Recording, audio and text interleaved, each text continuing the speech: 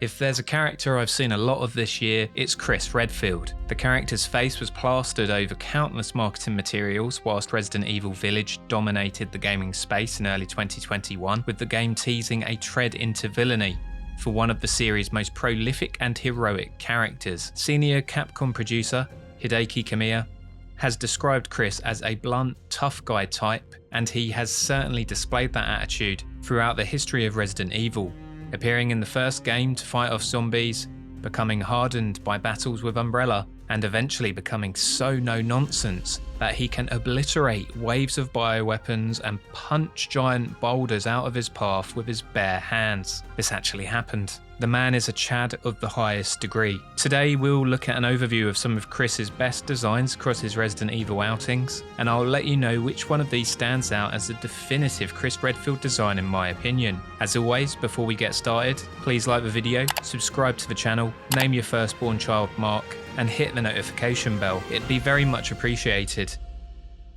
Today's video is sponsored by Ace Defender. Ace Defender is an exciting turn-based RPG with tower defense elements. The game has a traditional RPG storyline with a whopping 40 chapters and nearly 2,000 levels. A rebellion in the Dragon Clan threatens the balance of good and evil in the world. Our hero, Alpida, the Silver Dragon Princess, escaped with the creation crystal to the human lands. With the crystal, she has summoned heroes to fight evil, and she needs your help. There are 5 hero factions: Divine, Demon, Shadow, Nature, and Light, with deep background stories for each. Starting with 48, there are 2 new heroes released every 2 weeks. Level them up, combine them, and equip them with gear to create a powerful lineup.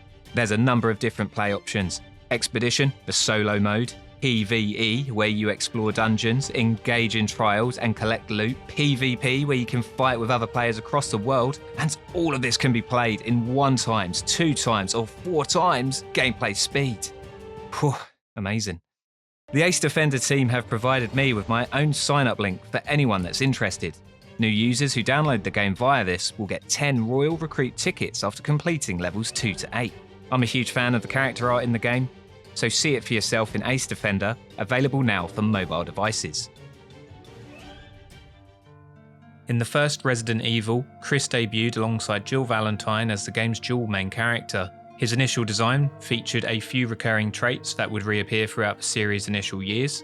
These included his STARS uniform, complete with combat boots, knee pads, gloves, utility pouches, and a green vest that would become a synonymous colour associated with him. As for his physical features, he had an athletic body type, brown spiky hair, and a lovely clean-shaven face. He looked young, but with an element of cockiness and swagger about him. He also appeared in live-action cutscenes that aim to replicate this look, but they are best not remembered really, besides how awful they truly are. When the game was remade for the GameCube, they did a great job updating his look for, at the time, modern consoles, faithfully recreating the outfit whilst adding extra detail. I think this design encapsulates Chris's youth very well, before his evolution into a hardened character over time. Personally, I thought the original concepts for the character were stronger overall, making Chris look a little rougher around the edges. But in a way, it worked better that he looked a bit baby-faced when he started out, as it made his evolution throughout the series more impactful. The look that debuted with Chris would be the backbone for his design across his first few games. He wasn't present in the main games of Resident Evil 2 or 3, maintaining appearances via in-game artwork and cutscenes, as well as the extreme battle mode in the DualShock re-release of Resident Evil 2. Code Veronica would be his return to the main story as a playable character for the second half of the game, and would be the catalyst for the character's biggest changes. Here, Chris again featured with a similar design, with a much higher polygon count courtesy of updated consoles, but polygons wouldn't help him in his fight with antagonist Albert Wesker towards the game's conclusion. Chris really got his ass handed to him by Wesker, and while the fight ended without a true winner, it left Chris with a reason to continue his evolution and thus impacted the character's design going forward.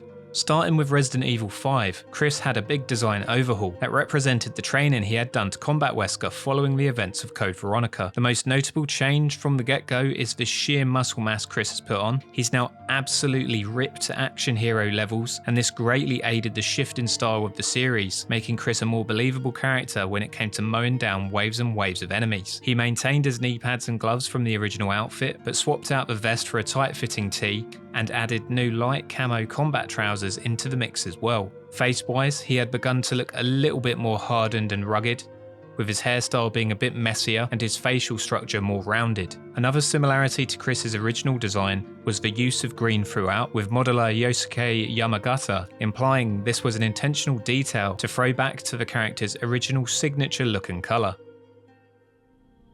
The muscle-bound look for Chris continued to evolve with his appearance in Resident Evil 6. Here the character was beginning to really feel the brunt of the traumatic events he had experienced across the series, with his look being slightly more dishevelled due to the amount of alcohol he had been drinking.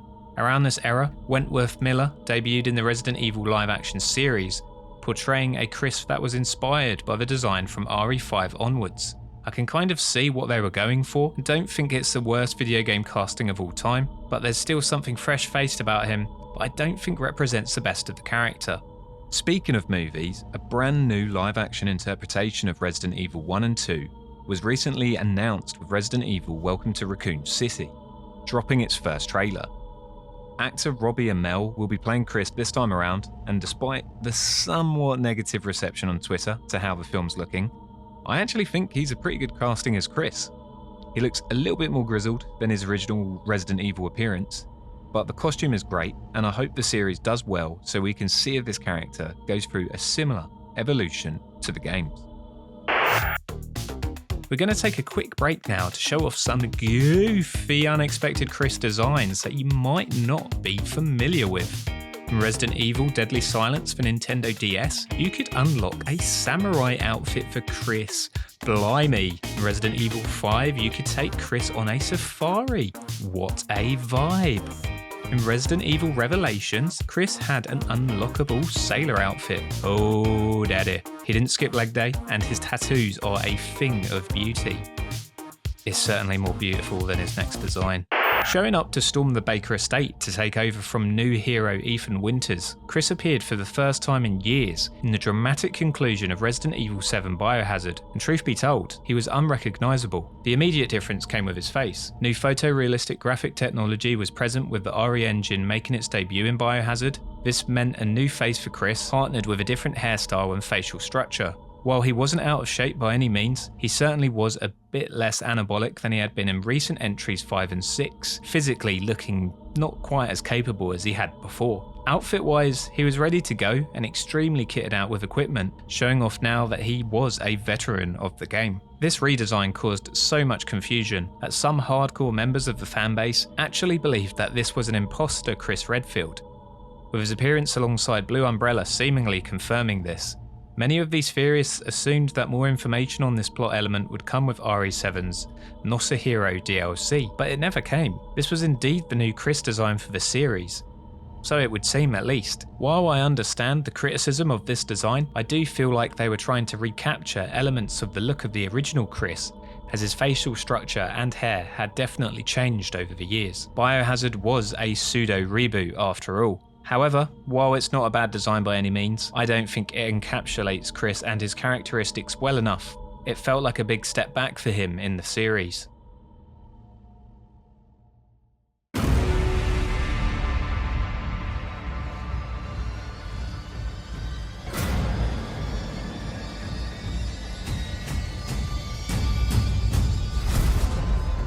Capcom had clearly heard the criticisms made in Biohazard, as Resident Evil Village brought in a new Chris design that was much more in line with his pre-existing look established in Resident Evil 6.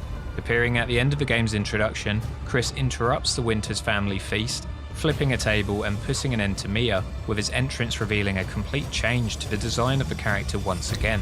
This was a return of the buff physique, perhaps the swollest he's ever been, with memes being thrilled to celebrate the block-shaped man. His facial structure also more closely resembled the previous designs of RE6, with facial hair and a short fringe hairstyle making their comeback. Alluding to his seemingly darker character arc, he's dressed in a full black ensemble, complete with black turtleneck, combat trousers, gloves and boots.